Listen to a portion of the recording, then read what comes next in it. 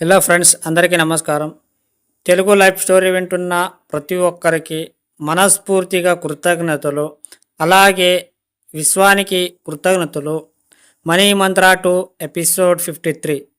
మీ జీవితానికి ఒక లైన్ వేసుకోండి. కష్టాలు ఎప్పటి వరకు ఉంటాయి అంటే 40 సంవత్సరాల వరకు.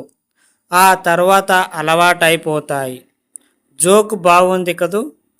ఇప్పుడు మీకున్న వయసుకి ఒక లైన్ గీయండి. ఇక నుండి మీ జీవితమంతా సుఖమయంగా, ఆనందమయంగా ఉండడానికి మీరేం చేయాలో నిర్ణయం తీసుకోండి. అది ఉన్నంతంగా సకల సంపాదలతో కూడి ఉండడానికి మీరు చేసే ప్రయత్నం. ఇప్పటి వరకు ఈ ఆలోచన మీకు రాలేదు. ఉన్న జీవితంలో సర్దుకుపోవడం అలవాటుగా మార్చుకోవడం వల్ల కొత్తగా ఆలోచించలేకపోయారు. మన సబ్జెక్ట్కి వచ్చాక చాలామంది తమ జీవితంలో గొప్ప మార్పుని సంతరించుకున్నారు. మీరు ప్రయత్నం చేయండి. మీరు ప్రయత్నించండి. మెల్లిమెల్లిగా మార్పు చెందడానికి అడుగులు వేయండి. ఒక్కసారి మార్పు రావడం అనేది వెనక్కి వెళ్ళిపోవడం జరుగుతుంది. అభ్యాసనములు మీరు ఏదైనా మీ మనసుకు పట్టించవచ్చు. ఒకసారి డబ్బు సంపద మీ మనస్సు స్వీకరించిందంటే చిన్నప్పటికి పందెంలా జీవితాంతం వదిలిపెట్టారు. దానికి తోడు మీరు శరీరంలోని ప్రతి క్షణం ఉన్నతత్వానికి అలవాటు పడేట్టు తీర్చిదిద్దండి. ఇక మనసు శరీరం ఏకమైనప్పుడు సంపద మీకు తోడవుతుంది. ఈ సంపదతో ఐశ్వర్యాన్ని సృష్టించండి.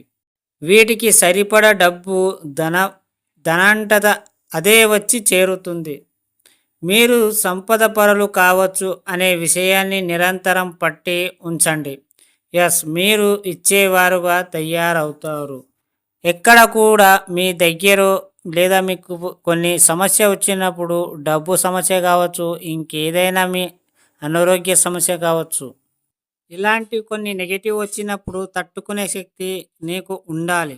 నువ్వు ఎంతవరకు ఈజీగా తీసుకుంటావో నువ్వు అంతవరకు సహాయం చేస్తుంది విశ్వం.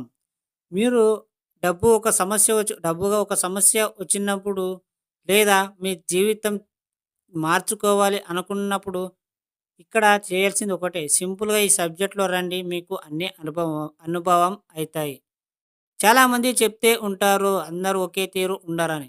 కానీ ఒక్కసారి దీంట్లో ఈ ఫీల్డ్లో ఎక్కిన తర్వాత మీకు అర్థమవుతుంది. విశ్వాన్ని ఒకసారి నమ్ముకోండి. విశ్వం అంటే మిమ్మల్ని మీరు ప్రేమించుకోవడం. అన్నిటికన్నా పెద్దది విశ్వమే. అర్థమయ్యిందా? ఒక నెగెటివ్ వచ్చినప్పుడు దాన్ని ఎలా ఉపయోగించుకోవాలి, ఎలా సాల్వ్ చేసుకోవాలి అనేది నీకు తెలిసి ఉండాలి. అది తెలుసుకోవడం నీకు అర్థం కాకపోతే ఈ సబ్జెక్ట్లో రండి, అర్థమవుతుంది. అర్థమైందా ఫ్రెండ్స్? ఈ స్టోరీ విన్న ప్రతి ఒక్కరికి మనస్ఫూర్తిగా థ్యాంక్ యూ సో మచ్.